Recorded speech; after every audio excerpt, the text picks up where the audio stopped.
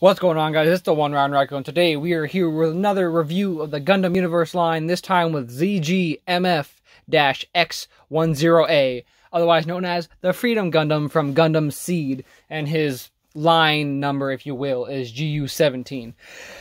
This one I was really excited for. He looks really cool. I haven't seen Seed properly. I've seen kind of it. Like I like Strike. I do love like a lot of the suits from that series. Strike looks really nice. He's kind of more like a classic, like just like base Gundam. Looks very reminiscent, at least to me, a bit of RX-78. You know, the OG granddaddy over here. And Justice looks good. Freedom, of course, looks awesome. I love he's red, he's white, he's blue, he's pumped full of guns. He's the most American Gundam there is because he demonstrates freedom in all the right ways. But yeah, going back to that series, I like it a lot. Impulse I really like from that series. He looks so good. I like Impulse a lot. I think it's just the way the wings are in that series. I feel like they call them something specific, but the way the wings are, they're all angular, sharp, and dynamic. I really like that aesthetic. So he does that wonderfully, almost like butterfly-esque wings, if you will, something like that.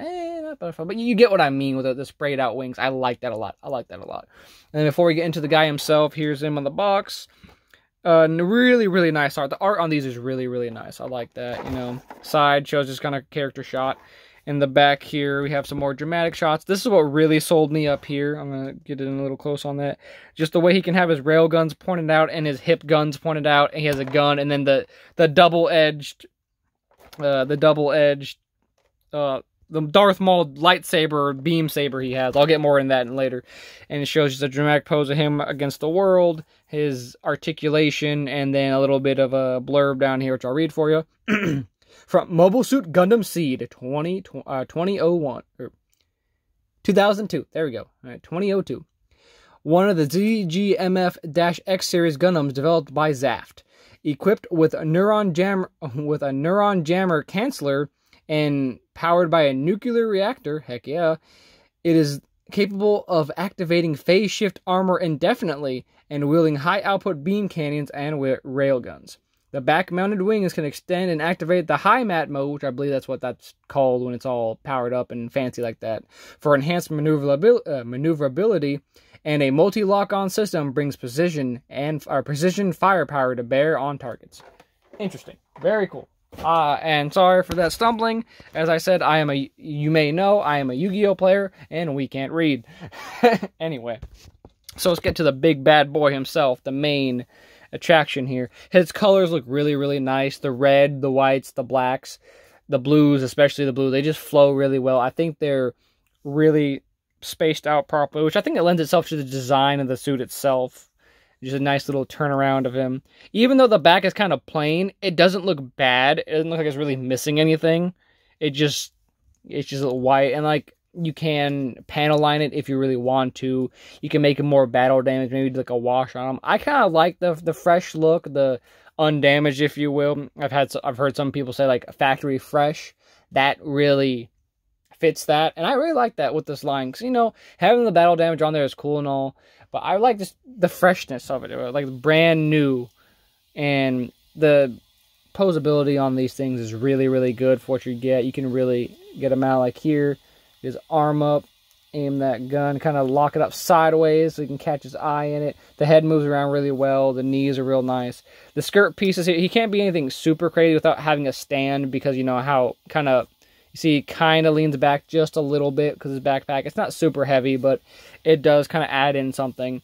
You'd be real well to put him on one of those Tamashi stands, which he does. All of them come with the adapter that you can just snap on at the bottom and go from there pretty well, honestly.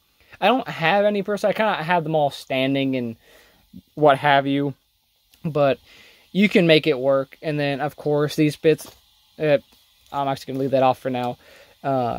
These are some of his railguns. See, they pop out too, but they're really good at getting out of the way. They're pretty movable, and you can just snap those up. And boom, add them even extra firepower like that, which looks hilarious from the side.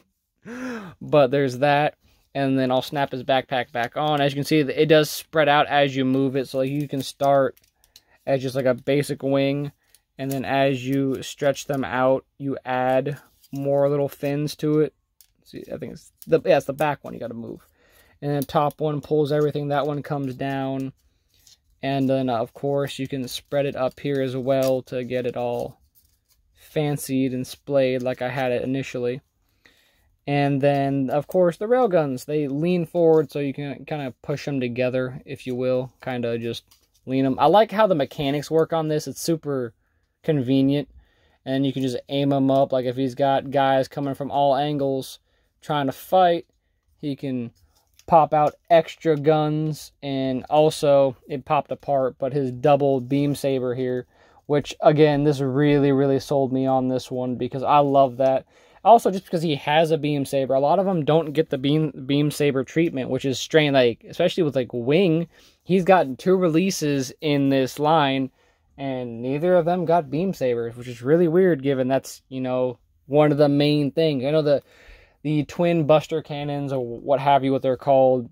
Those are his main, like, you know, signature. But at the same time, dude, beam sabers and Gundams, that's the joke. They always have them, but almost replicating what's on the box here. You can just have them rail out super dynamically. Just way, like, it seems so over the top at the same time. I love it. I love it so much. Over the top isn't bad.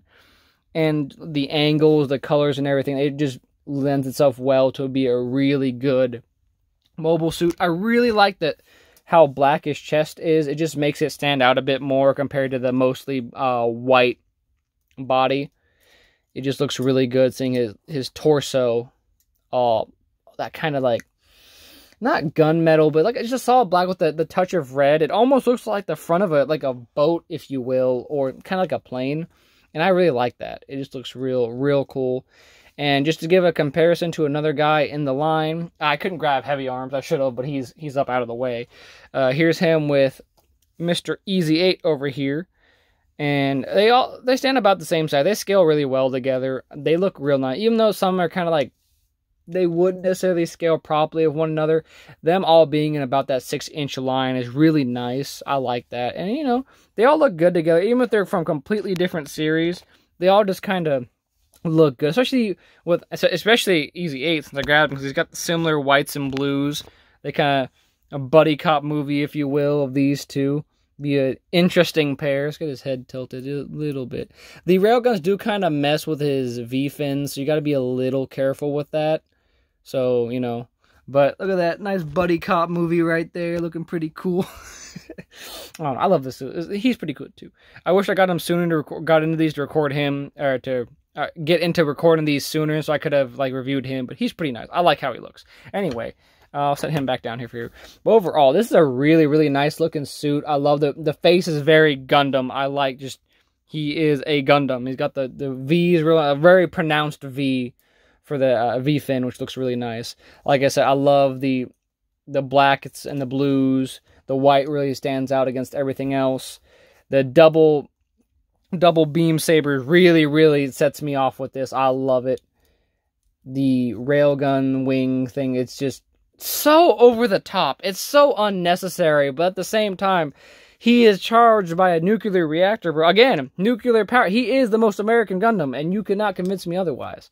And everything folds up nice and neat. It's like if you just want him less dramatic, it works very, very well with how he is. And I'll still leave those up a bit. And you can kind of play with the wings a bit too, like to have them how you want. I'm going to put them like this, because I think that looks pretty cool, if you ask me. They do kind of pop off a bit, and there's that kind of thing. The connection port on there is just kind of snapped together, so it's nothing like fancy, but it will hold it pretty well. If you're not fiddling with it super crazy, it'll be fine. Like I said, the wings do pop out, but I'd rather them pop out like that than break, because, oh, you move them just slightly the wrong way. But like I said, I think let's just stand them. Add attention, bud. There we go. Just a dramatic, just look off to the side kind of thing here, just so I can finish up. Stand for me, buddy. Wing check, wing check. There we go. Boop. But anyway, yeah, I think this is a really good one. He looks really, really good. A lot of, like I said, a lot of the suits from his series, Gundam Seed, are really, really nice. I like him a lot. And since we're here, let's go over the list now. Updating since I've gotten Heavy Arms. So, of the newest wave, I have Heavy Arms, I have Freedom Gundam, he's right there, and then I'm still missing Exia from Wave 1. I should be getting him soon, so all I need is Wing Gundam. I have Line 2 complete except for Barbados, which I might try to snag him sometime soon. I have Wave 3 completely complete with Strike, Wing 0, and Easy 8, which I just showed off right here. Then God Gundam Tall Geese, I have both of them, and I actually am still looking for Strike Rouge. I know it's just a repaint of Strike, is the pink, blah, blah, blah, blah, blah. I still want it, because I'm so close to completing the entire line, so screw it, I'm going to get it. I have New Gundam, Sandrock, and Charzaku. They're all up here. I have those 3. And then there actually is one more figure in Wave 6, which is Gundam Exia Trans Am, which I do actually have. I managed to snag that one. There were plenty at my local Target. So that will be reviewed here in a bit. I'm going to do a little bit more research on that to just talk a bit more on it. But so I do technically have a Gundam Exia.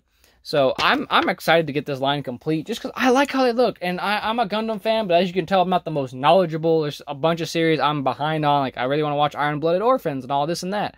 But it's an easy, accessible line. The price is not bad for what you get. $25 for a pretty solid figure. All of them. The biggest complaint being most of them just don't have beam sabers, but some of them come with extra, like, what was it? Gundam Banshee? Unicorn Banshee? He has 2 beam sabers with him, but kind of how his arms are with a big claw and the railgun on one hand, you don't really use the beam sabers. They're kind of awkward to use, so you could just take them from him and just finagle them with a different Gundam. Easy peasy. But overall, really, really nice figure. If you can snag him, especially for a deal like I did, I would 100% pick him up because he looks really, really good. He's fun to play with, just fiddling around with him. I'm feeling like a kid again. I'm just having a blast. I'm going to put his sword back in his hand because I just like seeing him hold it. There we go. But yeah, like I said, really, really nice Gundam. Really nice in the line. He just wants stuff. Do I need to get super glue for you, buddy? I might. There we go. Oh, that's because his wing's up. Okay, so he decides he's done. He's done enough. I'll just stand him up, and there you go. Boom. Ta-da. Don't step on your sword, bud. Anyway, so this has been my review of the Freedom Gundam. Like I said, I recommend them. I recommend most of this line because they're really, really nice looking. You can, and $25, you can get one of the Gundam markers and add more detail to it yourself without, having to do real much of anything. If you know what you're doing, you can make them look even better if you want. But you don't have to. I like that. So I love model kits. They're so neat. I want to put a bunch together, but I'm afraid I'm going to mess them up. And being able to have a Gundam I like especially with like the Wing series, because that's what everyone grew up on, and they're almost complete with that line. Shenlong comes to the next one, and then I think all we're missing is technically Epion, which still hasn't been announced, which is weird, but I mean, I get it. Anyway, for what they are, for like an intro line or whatever, they're great. I love them. I love playing with them. They look so good on my shelf. And at that 6-inch, like almost 6.5-inch scale, they scale really well with a lot of other figures you might have. So you can do a lot of fun things with them. Pair them up with some monsters from a different series, this or that, and they will look good next to them. Anyway, if you like what you see, leave a like down below and subscribe for more content like this. Pokemon, Yu-Gi-Oh, and a few reviews sprinkled in between. And I've been the one, Ron Ryko, and I'm leaving you with the freedom. Have a good one.